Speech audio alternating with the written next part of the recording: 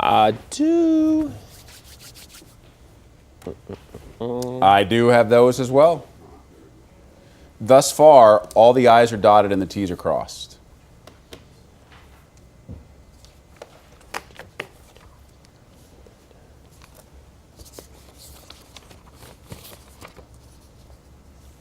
I also love Hughes' attitude. He'll hit a ball 90 yards out of bounds. Just be like, they make more balls. Let's go. How about the 3 drives he hit a total of 5 feet? Yes. He is all, I guess he moves too much. The one drive that he hit on, I don't know what hole it was. I don't know that I've ever seen a ball go that far left that fast. He also, on one, I couldn't even, the first off one the went, property, right? Yeah, the first one almost went to the driving range. But then, this is the same conversation we have every time. He goes, man, I played so well the other day. I shot 90. I made all this money. He's terrible when I play with him. We go through this every year at the member guest, man. Oh, really? Yeah.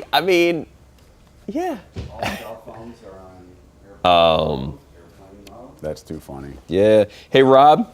So we have a lot of B-roll over Ohio State in this. A lot of brol. Okay. But some for Jerry, some for me? Okay, cool. Joke will never get old, Donardo.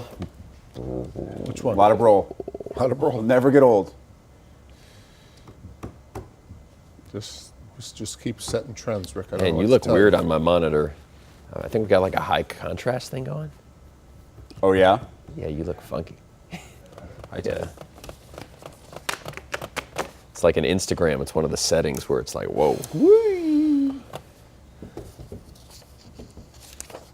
Somebody didn't slip you a Mickey fin before the show?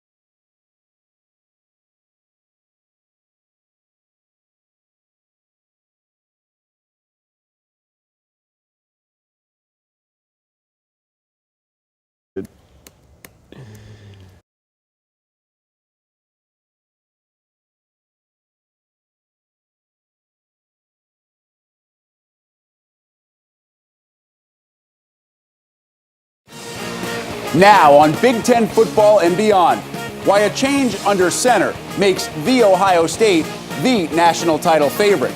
Leonard Part 7 runs away from the competition. We put favorites on upset alert, and the wild, wild west keeps everybody guessing. All that plus when it's the right time to say hello to a bye. This is Sports Television Beyond what you thought possible.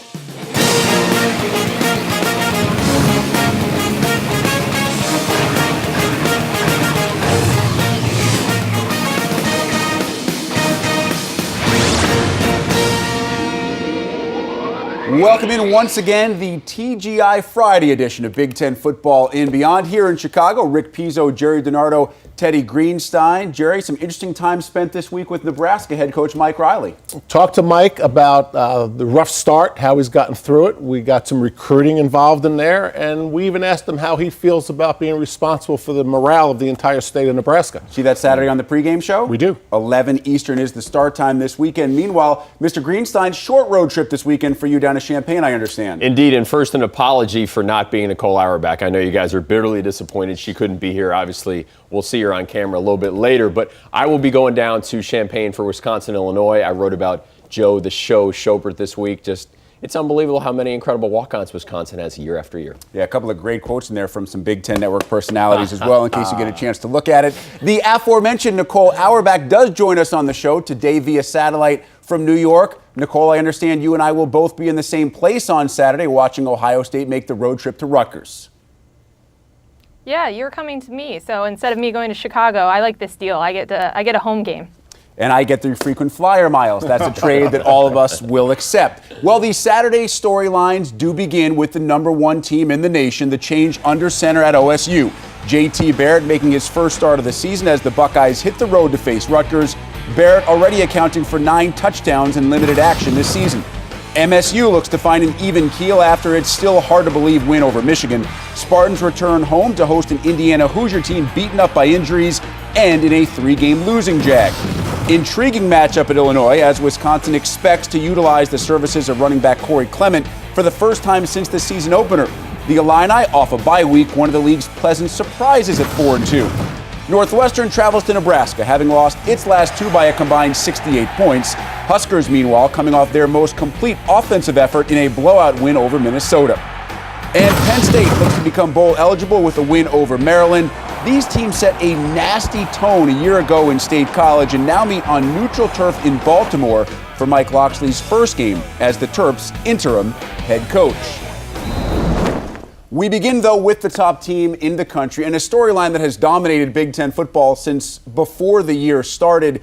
It seems counterintuitive. The nation appears to be saying now Ohio State is the national title favorite because they just benched the guy who won them last year's national title. Yeah, and I think the reason is this. I think the perception is that JT fits their offense better. We all know what he gives them by running the ball. He threatens the defense in ways that Cardell couldn't. Plus, it helps Elliott run the ball from the tailback position. But I think it's deeper than that. JT can throw the ball. He's proven that. He can throw it well enough that if the option game is part of the offense, he can do a good job in the pass game. And the other thing is, this is a sophomore captain, Teddy. This guy brings energy to this team. I swear to you, as I watch the coaches' tape, the same tape that the coaches watch, when he comes in games, the offensive line plays better. Yep. There seems to be a boost of energy. So it's not just his ability to run, it's his leadership. Yep. Sophomore captain's impressive, and he gives them energy. Yeah, I feel like when he's out there, it's 11 on 11, and when Cardell's out there, it's generally 10 on 11. That's how important JT is. And in terms of Rick's question, I voted in a football writers poll, and I had this team 7th before the Penn State game, and now I absolutely love him to repeat for the national title. That's how good I feel about JT. I think the best example came against Penn State on third downs. Cardell Jones, 2 for 7 on third downs, 6 pass attempts. JT, 3 of 4 on third downs. All the rushes worked. A swing pass to Zeke Elliott did not. So it's a more efficient offense with less risk with JT in there. It's all good. You want to talk about efficiency? Last 2 games, Barrett has thrown just 6 passes. He's run the ball just 27 times. That's 33 total touches. He's accounted for 7 touchdowns with those 33 touches. Nicole Auerbach, your take on the new perception of Ohio State being a much improved offensive team with JT Barrett back under center. Well, entering the year, I thought it didn't matter who would be quarterback. I thought it'd be a championship caliber team. But after watching Cardell and how the offense kind of sputtered over the last few weeks, the talent-wise, they're there. On paper, they should be the number 1 team in the country, but execution-wise, it wasn't there. So for all the same reasons that Jerry and Teddy like JT, I do too. I also think that by naming him the starter instead of kind of mixing him in and kind of saying it's sort of an open quarterback competition each week a little bit, that Urban's going to evaluate it, it gets rid of some of if there's friction in the locker room of guys who think, I think Cardell should be starting, I think JT should. They've been having the same conversations, or at least in their head, that we've been having since January. So I think this just, clarifies that, sets the tone. Obviously football-wise, option-wise, decision-making-wise, JT, I think, is the right guy. But yes, I think they're the favorite to repeat now that they've got the right guy under center. And while Urban Meyer, Nicole, did establish that this is now JT's offense, he said we will find a role for Cardell. As you look at what that role could possibly be, I'm having trouble envisioning one. In your estimation, is that the truth? Could there be a role, or is this just to keep opposing defensive coordinators in the film room for an extra hour? Well, I think it's definitely to add more work for opposing teams and defensive coordinators, keeping them up at night a little bit. I think it's the same reason why we've seen Braxton Miller get worked in there in some wildcat formations. I just think that this is, it's not going to be like how JT was mixed in when Cardell was playing, in the red zone and with the game on the line in certain situations. I think it's going to be a lot more infrequent, but I think the threat of that cannon for an arm is something that Ohio State wants to keep in everyone's mind as they move forward this season. There's no doubt it made sense to find a spot for JT Barrett. Urban Meyer found it in the red zone. I'm not sure it makes sense, Teddy, barring injury, to find a spot at this juncture for Cardale Jones. Yeah, Pease, he's the clear number 2, and Urban Meyer alluded to this. I mean, he doesn't want the kid to get all down on himself, but his words were he wants him to stay engaged and be encouraging. That sounds like a number 2 to me. Now, if you were dying to find a role for him, maybe you think about, against Michigan and that great rush defense, maybe you find a package of plays that are pass heavy, but as Jerry alluded to, it's not like JT Barrett throws like Woody Allen. I mean, that guy's a great passer too, so I think it would really be pushing the envelope to try to get Cardale in there. Yeah, I absolutely agree. I don't see any clear-cut role for him. If you go back to Virginia Tech, this might be the place that his role is. Virginia Tech played, as Urban called it, bare zero, meaning that the center and both guards were covered by defensive linemen and they were strictly man coverage. So Virginia Tech outnumbered Ohio State in the box. What was Ohio State's answer? To throw the ball. And Cardale did a fabulous job during that game. If JT faces the same defense, their answer would be run the option, because when you run the option, you don't have to block one player. Obviously, you're optioning that player, and the numbers go back to the favor of the offense. If JT can't run the offense or throw it well enough against this bare zero defense, which Cardale was very efficient against. When you look back at Virginia Tech, I question whether if Cardale wasn't the starting quarterback, whether Ohio State would have won that game. That's how integral he was to that win. So I don't think there's a role, but if there is a role, look for it to be when the defense gives Ohio State bare zero. I've never actually seen Woody Allen try to throw a pass. Not an out, not a post. I don't think he wants to. Of no juncture. We'll stick to what we were good at. As if the Ohio State quarterback controversy weren't a big enough story this week, we still had the Michigan State miracle in our minds. Jalen Watts-Jackson becoming a Spartan legend thanks to a fateful 10 seconds in Ann Arbor. Now Michigan State has to refocus. Sparty returns to East Lansing for a home date against Indiana. Hoosier QB Nate Sudfeld, running back Jordan Howard, both slowed by injuries this season, are listed as starters on IU's depth chart. Michigan State potentially, Jerry, 10 seconds away from saying goodbye to a college football playoff berth. Now they remain in the mix, and you can make an argument that every team needs a moment. They need a play that defines their season. There's no doubt. Should Michigan State go on into the playoff, this is the play that will define their season. There's no doubt. And they go into the rest of the season with great morale. I mean, they're undefeated, and you could say that they're on a roll as a result of the Michigan win. But they're making an adjustment this year, and I think this is one of the reasons they haven't been as impressive as we all like them. They're not playing with a chip on their shoulder, so they are in transition as a program. They have no reason to play with a chip on their shoulder. They've proven they're good enough. They get enough attention. They just had a huge win. And so they need to improve the run game on offense. I think their morale's sky high, and if they don't make this a season turnaround, then there's real reason of concern. Well, I would be a little concerned. I mean, I think the talk of is propelling them to play better is really just talk. I mean, these are college kids. And think about how the Indiana prep has been affected. I mean, they're still talking about this game there on Friday. So I think it's going to be a sloppy effort. I mean, I think it's going to be a competitive game. Indiana can score, obviously. And Michigan State better watch out, because I think it could be tough in the fourth quarter. Yeah, I mean, I think that's what we have to watch, right? Yeah. I mean, I agree with exactly what you said about Indiana. And if it is sloppy, I agree, Teddy. It's just more reason for concern. But this chip on the shoulder, I think they've got to make a change in attitude and say, we're one of the best teams in the country. We don't have to talk about this chip anymore. We shouldn't have to be sky high to win the next game. Nicole, your take on how much the Michigan State win over Michigan last week does or does not affect what the Spartans face this weekend and what they face in November? Well, I agree with Teddy. I mean, I'm a little worried about an emotional hangover here. You've got 3 games now before Ohio State where there's going to be an emotional lead up to that. So not even just Indiana, but the games against Nebraska and Maryland. I worry that Michigan State's going to get a little wrapped up. Last week, their players were not shy about talking how important the Michigan game is and importance of this rivalry. So, you don't want to put all your eggs in one basket and have a letdown after that. But after the way it unfolded, as Teddy said, they're still talking about it. They're still, going through that final play. I just worry about that emotional letdown. And then, like I said, these next 3 weeks, against opponents that are not Ohio State or Michigan, which are easy to get up for. I just worry that maybe complacency or something. I don't think Mark D'Antonio will let his team do this, but there is always that concern when you have three opponents like that before another big game. Should Michigan State, though, get past Indiana, Spartans have a bye week, Halloween weekend, chance to refocus before what's slating up to be a pretty tough November schedule. Still to come, we break down the rest of Saturday's Big Ten slate. Inside look at what to watch for in Lincoln, Champaign, and Baltimore. Plus, Heisman hopefuls all chasing the man-child known as Leonard Fournette. We'll handicap the best of the rest. And just when you thought the Pac-12 actually made sense, it's time to think again. Another top 25 team goes down in the Wild Wild West, and we'll show it to you next here on Beyond.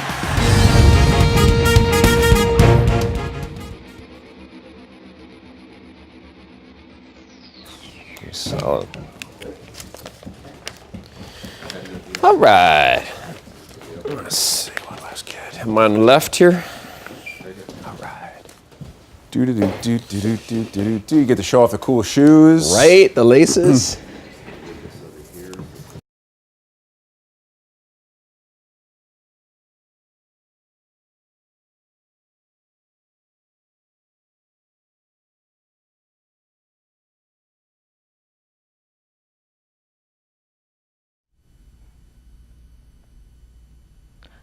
So I just go like a little bit on McCaffrey, a little bit on Cook, and then a little bit on Elliott. Like I go, why I picked those three, and then, okay. Yeah, it's like Noah Syndergaard. I always think he's like right off the set of Fargo. Oh, yeah. He looks like a Viking. That pitching staff Is ridiculous. How long, so Syndergaard's officially a rookie, right? Is he officially a contract rookie? That's where my lack of Okay, I baseball think knowledge he is. I think he is. I just remember hearing And I- Ram is actually 27. And I know Matz is. Yeah, He's a contract rookie. He looks like a member of the tribe. Oh, gotta Matz? be, right? Gotta be. What? I mean, 100%. Hey, he throws Sounds matzo like- balls. Wow, that's awesome. You didn't come up with that. I assume that's out there? No, I just came out with it. Jesus, man. Pretty good. Thanks, buddy. I got to steal that next year when they play each You're, other. you're more than welcome to steal that. I will not only.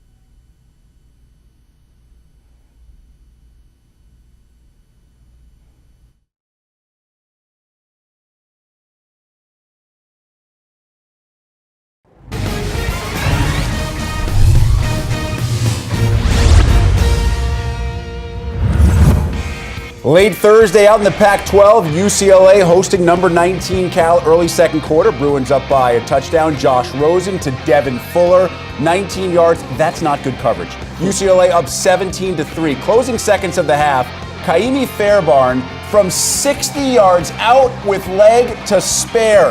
Longest field goal in UCLA history. Bruins up 26-10. Same score to the second half we go. Jim Mora is juiced about his kicker.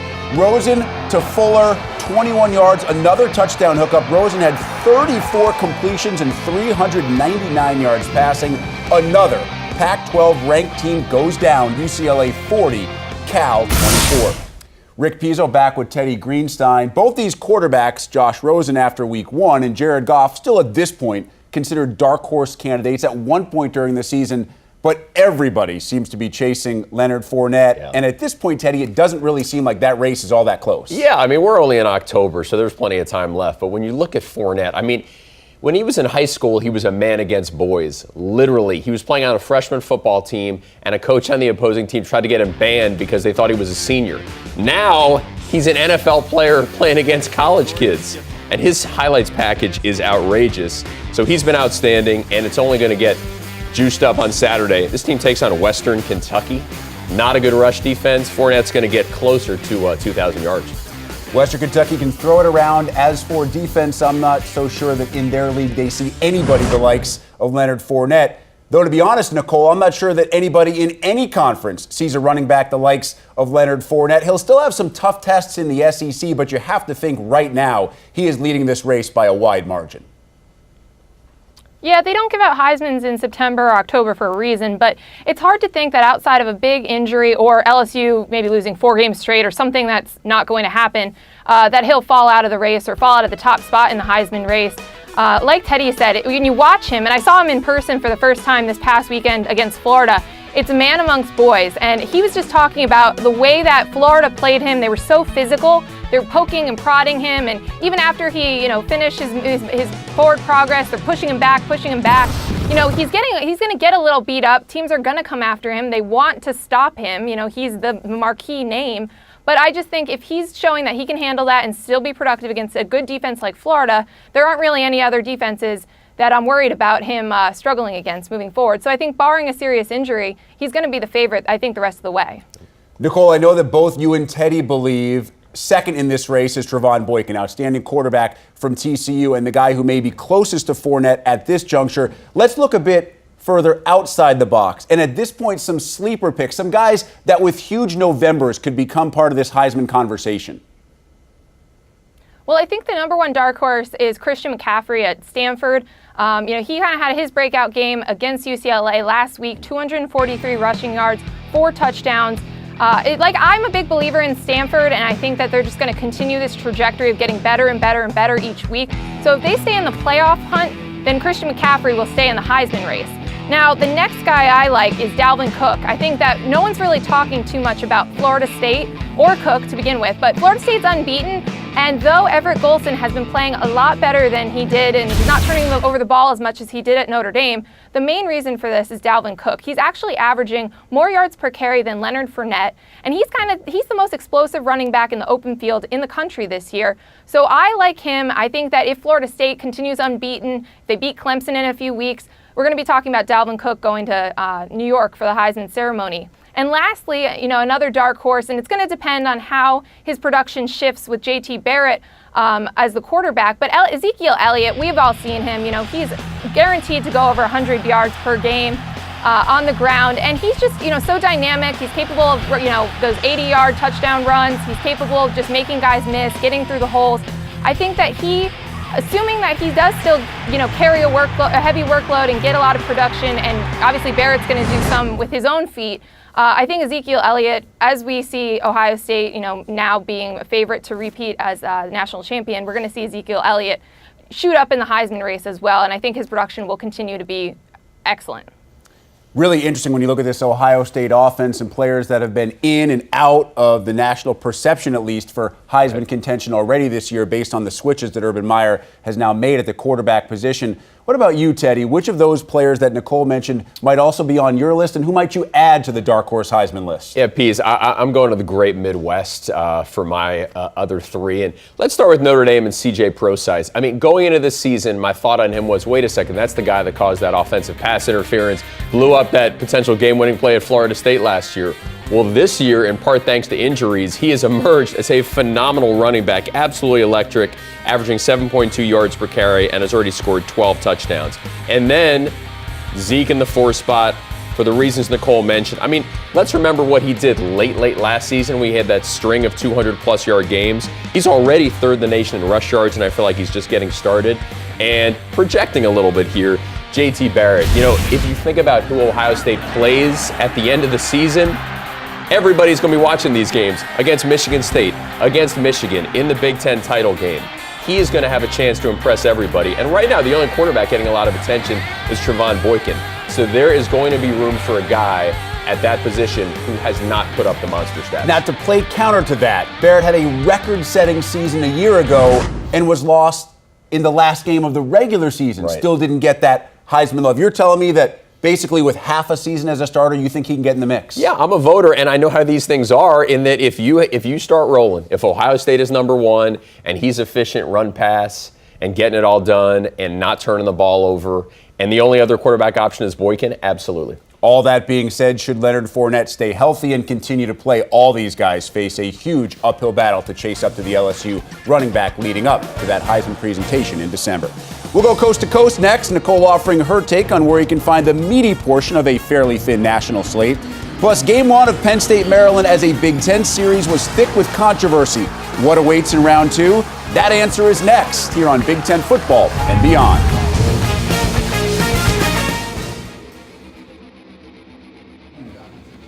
Right?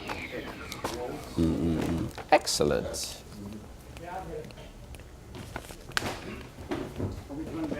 Yeah, we're staying over here. Rick will be doing the stand. Rick and Nicole.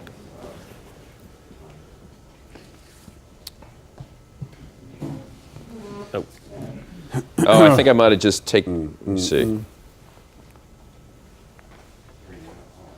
You snap your piece in the top. Yeah, Don. Hey, when you get a chance, man, I might have just snapped this off. Although I'm not needed in this segment anyway. Did I? Oh, maybe not. I feel like when I sat down, something. Did anything get loose? Oh, yeah, you did. Okay. Chad, you, Teddy. I'm the doctor, down. not a pool man. Is there more? There we go. Yeah. Hey, Rob. You okay now? Yeah, should be. We're back. Great, thanks. Is Rick's lighting look okay?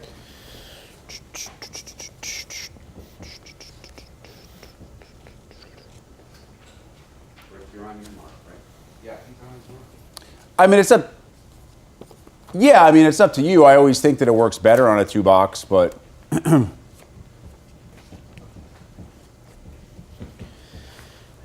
Gotcha. Whatever you like, buddy.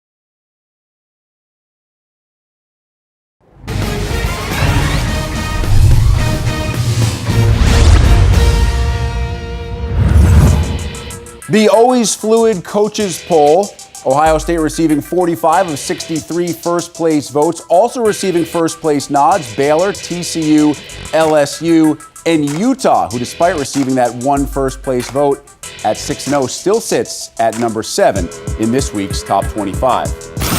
Another tough test for Utah against USC this coming weekend. And for more on that and other important games on the national scale, we say hello once again to Nicole Auerbach, who joins us from New York. Nicole, your early take on the Utes against the Trojans. Utah, no doubt, one of the most consistent teams in the country this year.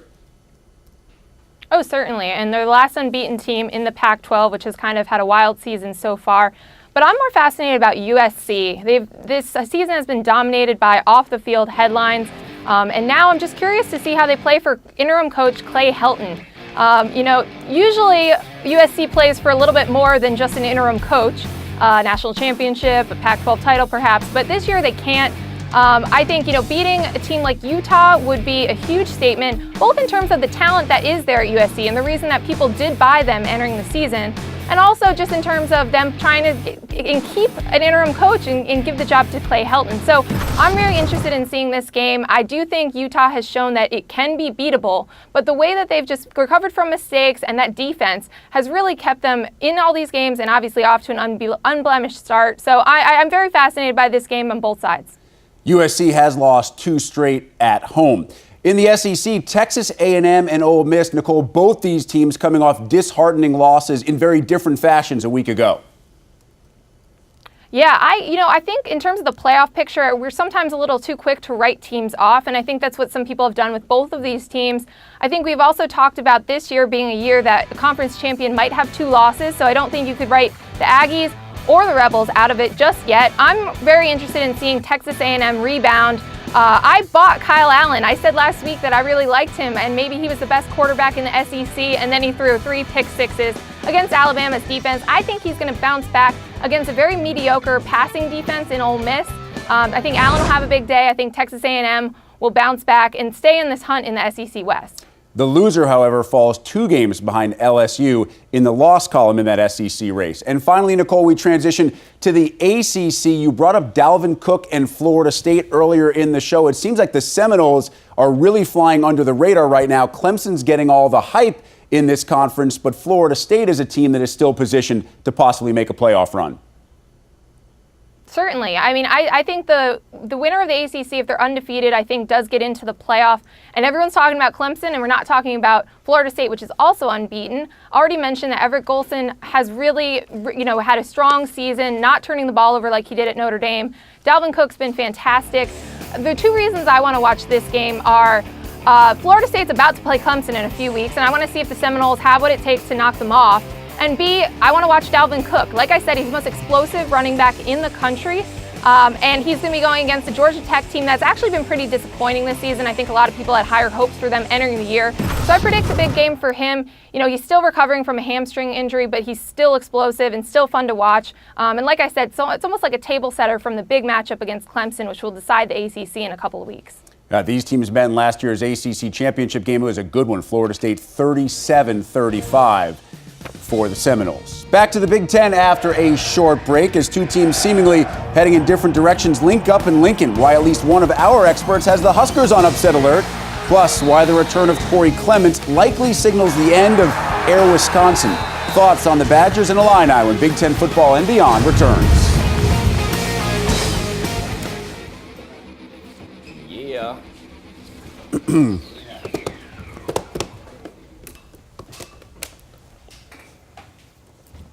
Okay. All right.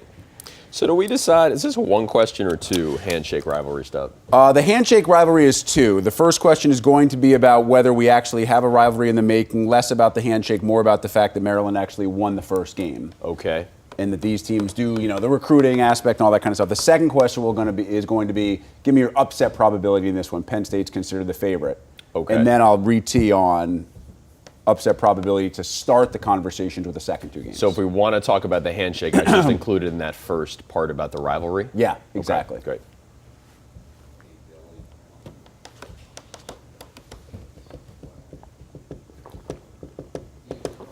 And then the low, medium, high. Exactly. I like that.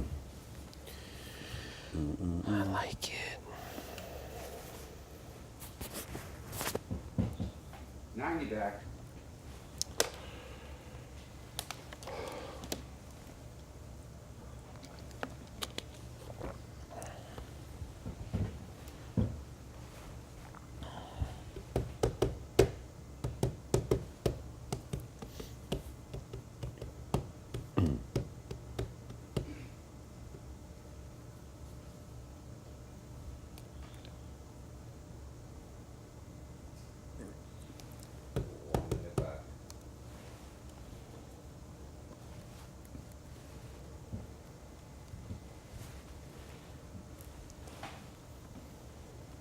You were quiet the last 2 blocks. You okay? Yeah, I'm rested. Well rested. Just making sure you're feeling okay. No, I'm good.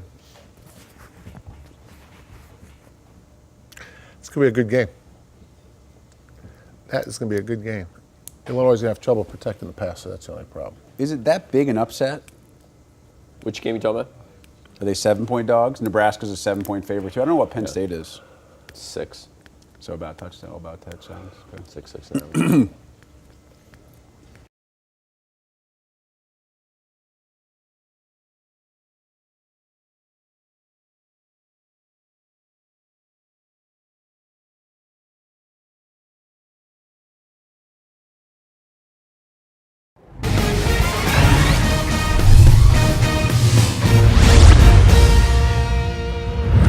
Well, the first ever meeting between Maryland and Penn State as conference opponents was feisty from the start. Terps refused to shake hands before kickoff, then shocked the State College crowd even more with a 1-point win sealed in the final minute by Brad Craddock's 43-yard field goal. Now the teams meet again in what is officially a Maryland home game, but will actually be played in Baltimore.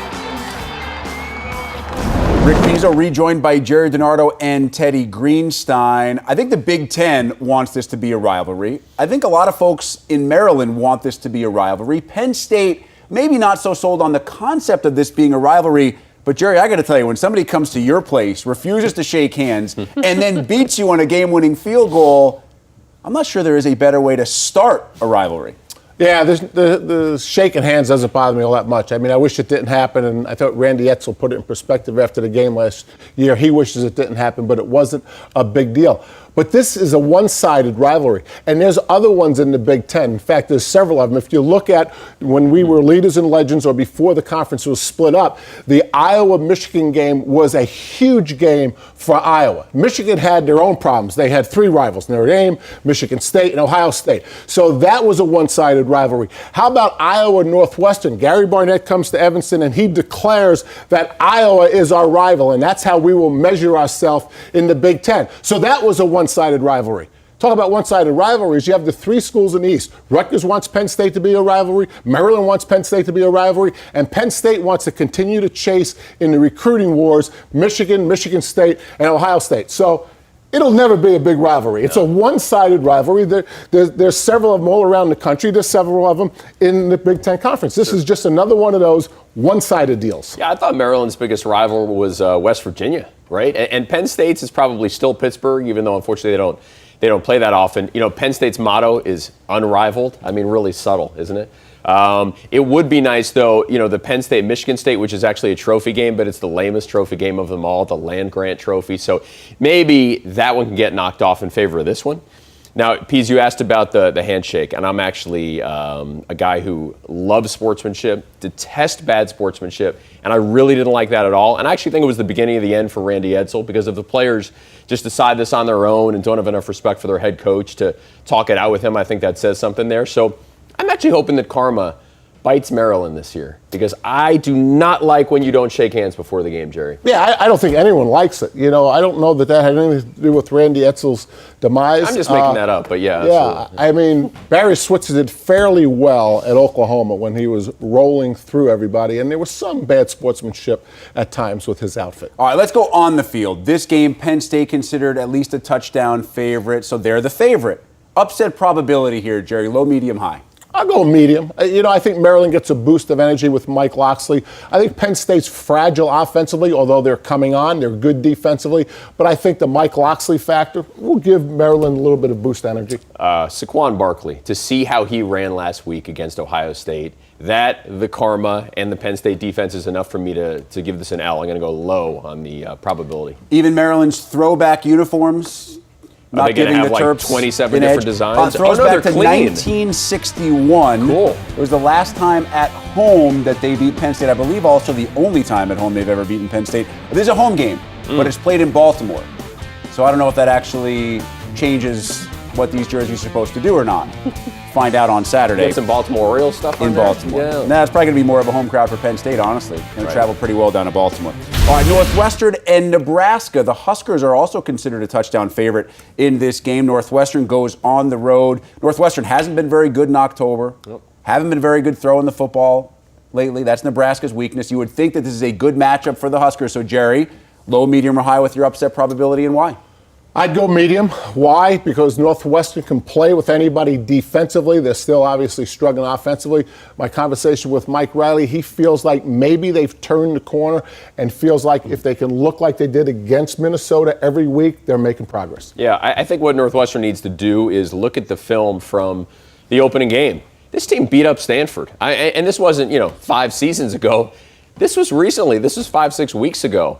So, I mean, what Northwestern, the product that school has put on the last 2 weeks, has been atrocious. I don't know why that team forgot about Justin Jackson, handed it off to him only 10 times last week, how they forgot to tackle Iowa last week. But Northwestern is capable. And this program has shown in the past that just when you think they have no chance, They just might. So, I mean, went into Lincoln in 2011 and stunned Nebraska there. And then last year, I mean, they were like 4 touchdown underdogs at Notre Dame and went in and stunned the Irish. So you can't count out Northwestern. I'm putting this on high alert. High upset alert. By the way, I love the 2 medium picks, just like I like my steaks. Good steak recommendation for New York City this weekend. All right, third and finally, Wisconsin, Illinois. I know you're headed down to Champaign, Teddy, so we start with you here. What's the upset probability factor? This one is a medium for me. If you flip that Wisconsin W upside down, you get that M. And, I would feel better about Illinois' chances if Josh Ferguson was going to be healthy, but he's already been ruled out of the game. He's so important for their both rush and pass attack, and I really do like the combination of Stavi and Wisconsin's defense. I'll give it a medium. There's a couple things that are different this year than in past years. Wisconsin's not running the ball as well as they have in past years, and Illinois is defending the run and just playing better defense overall. I think Illinois' biggest problem is against Dave Aranda's 3-4 defense, protection issues, because it's much more complicated to protect against a 3-man front as opposed to a 4-man front. Either one of you guys concerned at all about how Wisconsin's offense flows? Stavi threw it all over the yard the last couple of weeks without Corey Clement. We haven't seen Clement since the opening loss to Alabama. Right. Sometimes it takes a little bit of adjustment to get a guy like that back into the fold. That could be a factor. And look, Illinois has played well at home. Certainly will be a well-rested team. But I've learned not to overrate teams coming off a bye. In college, I think sometimes kids zone out for a week and it ends up not being a benefit. So I still think Wisconsin's solid here. Yeah, I think the timing of the offense is usually the thing that hurts you a little bit coming off buys. But when you're a passing offense like Illinois, it's a little easier to stay in sync because if you're a running team coming off a bye, you haven't bound your guys for that off week. Pass game, you can practice at full speed without banging up your team. We didn't even talk about deep teasing our buy conversation later in the show. Industry terminology for you. That's terrific work, fellas. That's what we call foreshadowing here on sports television. Still some work to do on this show, including a look at Big Ten teams with the week off. That would be called a bye. And the group of 4 that absolutely needed a break. Plus, can Temple really crash the playoff party? Why some believe we still shouldn't give a hoot about the unbeaten Owls. And no conference championship game cost the Big 12 a year ago. Will 2015 be any different for the likes of Baylor and TCU? Big Ten football and beyond, offering all the answers next.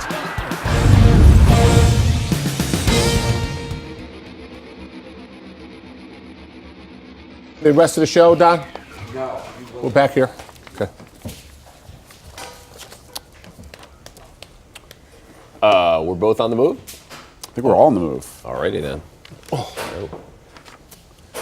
Lots o moving. Lots o action. Lots of action. Jerry. Where do you want me? Hey, Jerry. Time out. He's offering us here. Is that cool? No, he's saying the rest of the show over there. Oh, got it.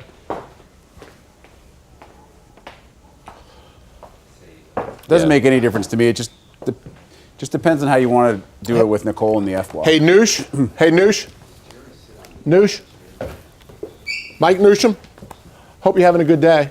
Teddy, you'll sit here. Yeah, All right, yeah. super. Thank you. Appreciate your asking. Oh, okay. Sit on the inside. Oh, yeah. My man Corey's not here. I need plenty of help. Down here. Boo, boo, boo, boo, boo, boo, boo, boo. All right, Noosh, I might call on you. All right.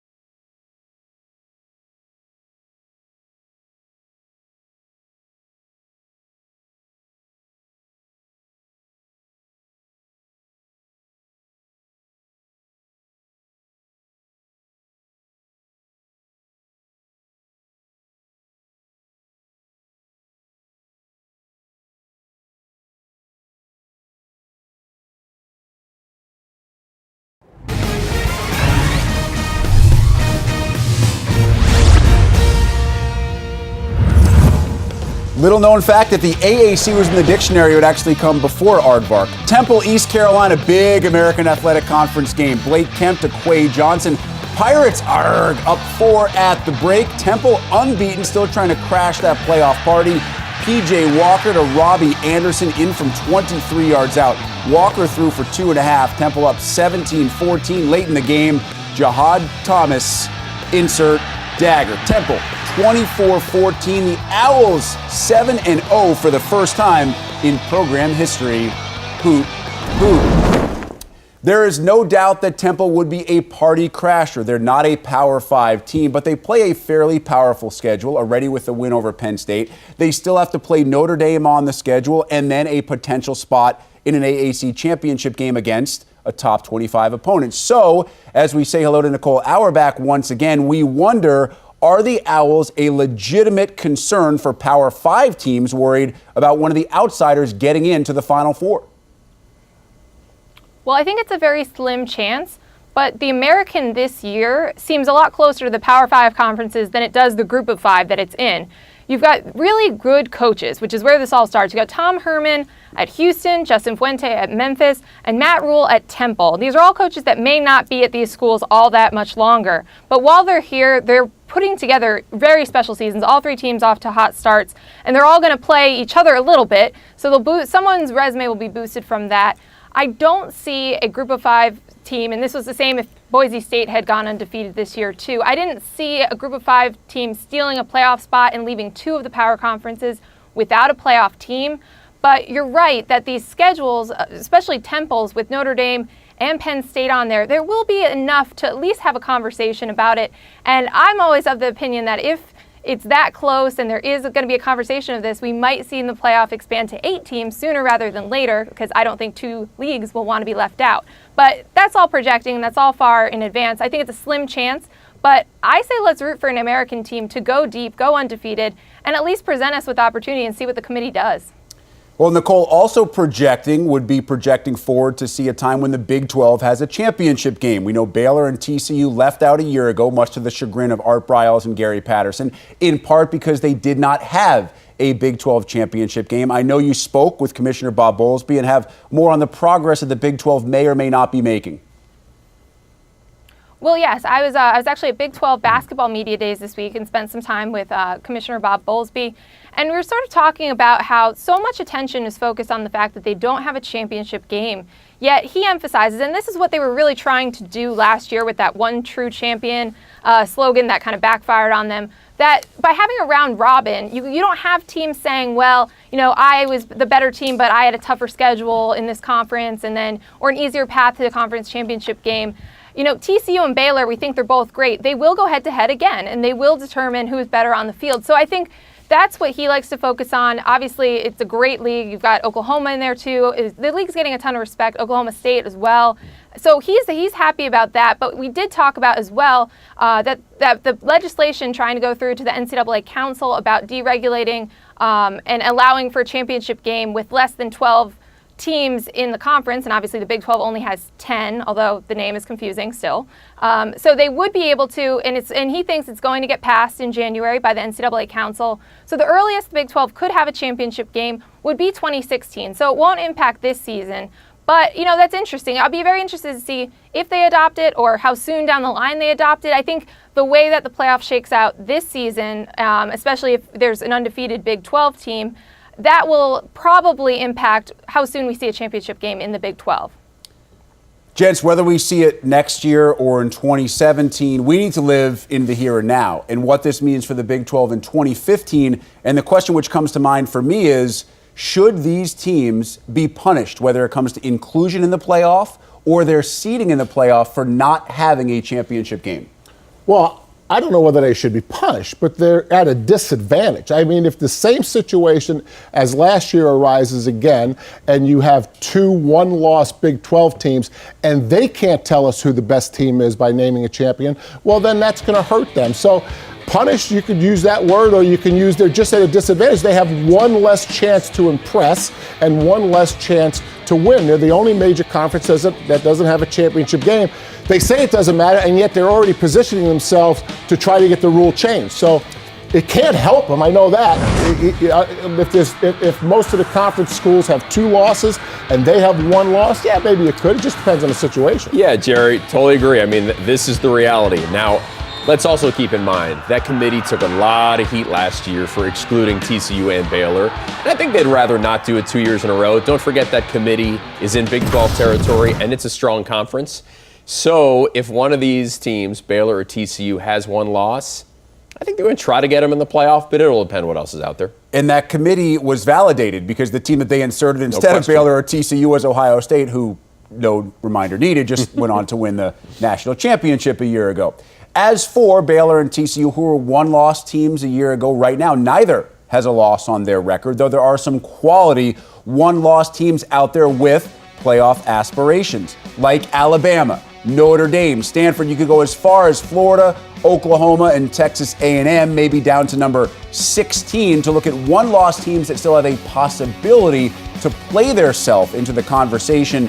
Jerry, if you had to choose a single 1-loss team with the best opportunity to still get into the Final Four, who would it be?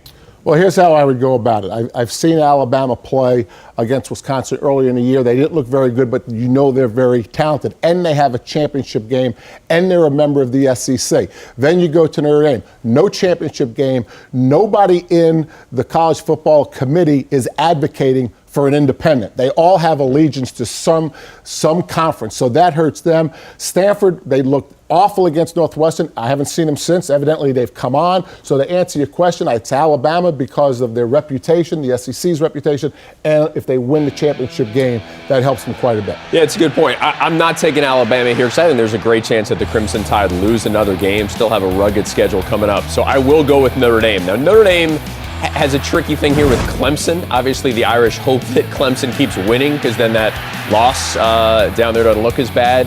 But if Clemson's a 1-loss team and Notre Dame's a 1-loss team, they're probably boxed out by the Tigers. But I like Notre Dame still at Temple, at Pitt, and close at Stanford. And here's what's important about that. Sure, Stanford would get a boost by beating the Irish, but Notre Dame would get a bigger boost because that game's on the road. Hey, Ted, just for the record, if Alabama loses 2, I would eliminate them as well. Well, I mean, we're talking about the best chance of a 1-loss team. Right. Okay. I think they could lose. I thought the question was best 1-loss team to get into the playoffs, not who's going to finish the season. We have a with 1 loss. misinterpretation. We did. What do you say? That's okay. I accept both of your answers. Let's have Nicole Auerbach be the tiebreaker. Nicole, I know what your answer is already, and I find it interesting that while Teddy took Notre Dame, your answer is the team that the Irish finish up their regular season playing. Yeah, we know on this show that I like Stanford and I like the way they're coming on, and I think Jerry should tune in to one of their games. They look like a completely different team than they were against Northwestern in the first week, mostly because their offense is just firing on all cylinders. Kevin Hogan's been fantastic. Christian McCaffrey, like I said, a dark horse Heisman candidate, running the ball. I like the way that their schedule folds. Their only remaining road games are Washington State and Colorado. Those 2 teams have combined for 6 losses already. They're going to have Notre Dame at home. Notre Dame still lost a lot of guys to injuries. They could also suffer another loss by the time they come to Stanford. I just see Stanford getting better and better and better each week, and they continue this trajectory. I think they'll be favored in the Pac-12 championship game, and they'll be a shoo-in for the playoff. I know it's getting ahead of ourselves, but I really like the Stanford team. And once again, to harken back to what took place a year ago for those saying, but Stanford lost to Northwestern and they don't appear to be all that good. That was early in the year. A year ago, Ohio State lost to a Virginia Tech team early in the year that wasn't all that good, and they found their way into the Final Four as well. One final break here on Beyond. Up next, why all weekends off are not created equal. The value of rest, rehab, and recovery in Big Ten football and beyond returns.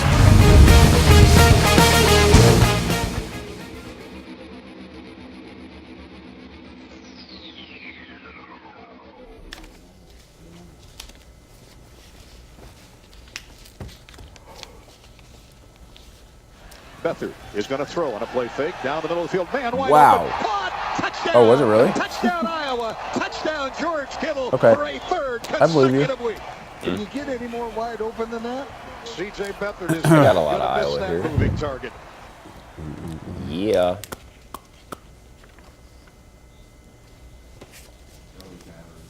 You don't have to sell me on it. I believe you.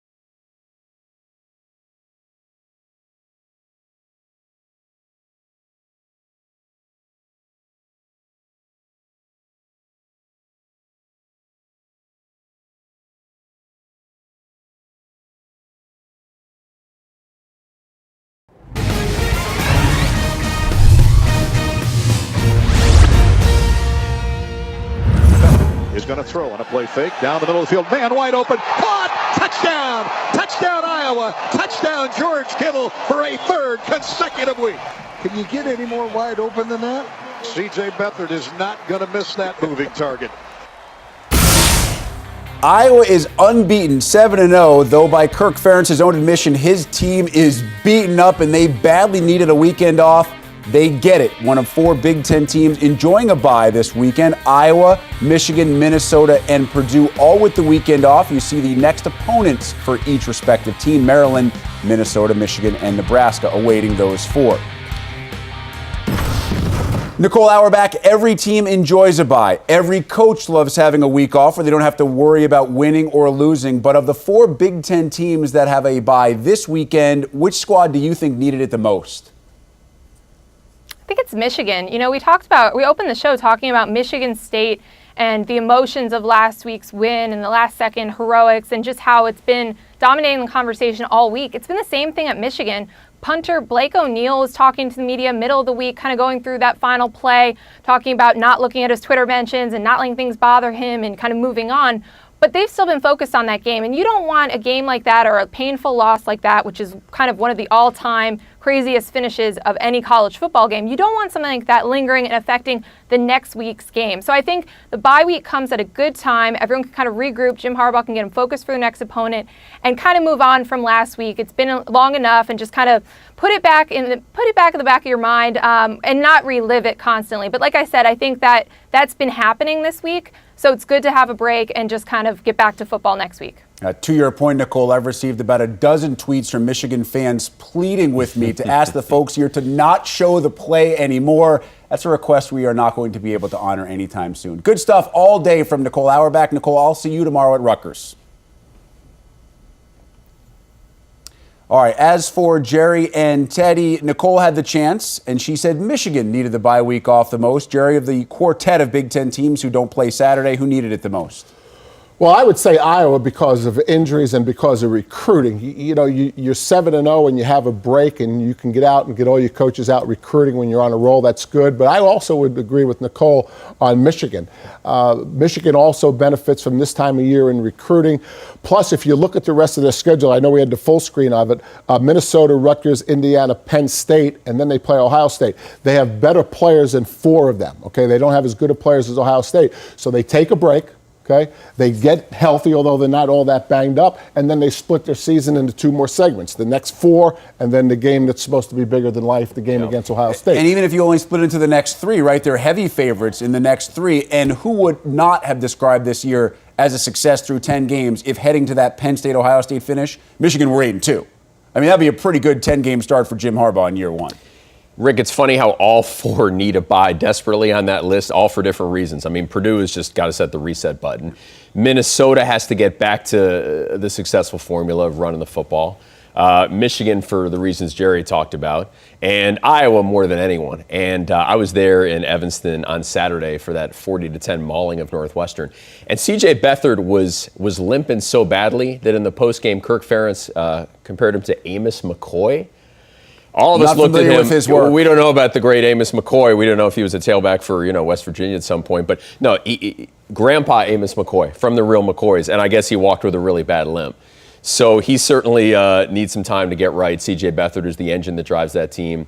The offensive tackles, that offensive line is makeshift all over the field. LaShawn Daniels should be fine next week against Maryland. So I was banged up. Perfect time for that team. Akram Wadley started the year as the 4th-string running back. He went for 200 yards last week, the second different Iowa running back in 2 weeks to go over 200 yards. They've already used 4 offensive tackles this year to get a break right now and to be 7-0. Not only impressive, but somewhat unexpected for Kirk Ferentz's team. Before we finish, Jerry, some bye weeks come at better times than others. Rutgers had a very strange early bye week. Nebraska's bye week doesn't come until November the 21st. Put on your coaching hat. If you get a schedule, you're Mike Riley, your first year in Lincoln, and you look and you say, holy cow, We have to play 11 games before we get a bye. That has to affect the way you work your team throughout the course of the year. Yeah, no doubt. I think you have long discussions during the offseason and in the summer when your coaches all get together about where the bye fits and how we handle it. You know, you used the extreme example of Nebraska. So you figure out as a coaching staff, is this a good time or bad time? And then you try to plan around whether you think it's a good time or bad time, and then you spin it to the players that it's always a good time. They don't need to know about the conversations why it was negative. Mike Riley will tell his Nebraska team, we've had extra time to get ready for our rival on Friday and play Iowa. That's how he'll spin that. So it should help us. But until then, he may have to back off a little bit more this time of year than most teams have to back off that are not playing 11 in a row. How about recruiting-wise? And because obviously the coaches, that's what they're using it for, a great better early or late. No, it's better right in the middle, especially if you're on a roll like Iowa. That's why when you mention Iowa, it's not only injuries. Yeah. If your players are injured, you can't work them all that hard anyway, right? So you get your coaches on the road and you just kill it. You walk in with the Hawkeye, I'm 7-0. Yeah. We're talking Big Ten championship. Right. We're talking about we could be in the college football playoff. When do we get our bye week? When's the bye week for the BTN on-air talent roster? Are you limping around? Are you Grandpa McCoy? I'm always limping around, my friend, but that has very little to do with my job and a whole lot to do with my age. We've been here 9 years together, right? Correct. It's the same bye week as we've had the past 9. I love when bye weeks arrive in the summer. There's never a bye week. Here's what we have for you this coming Saturday. Now, check it out because the time's a little different than usual. 2 pregame shows. The first starts at 11 Eastern. The second at 3 Eastern, leading up to the 3:30 Eastern, 2:30 local kick time for Wisconsin, Illinois here on BTN. That's followed by a postgame show, and of course, we wrap up the entire day in a nice, neat little 60-minute package for you. It is called The Final Drive, presented by FanDuel. Should be on the way around 11 o'clock Eastern or after they finish things up in Piscataway. Rutgers hosting Ohio State in this weekend's primetime game. For Nicole Auerbach, Jerry DiNardo, and Teddy Greenstein, I'm Rick Pizzo. Thanks for spending part of your day with us here on Beyond.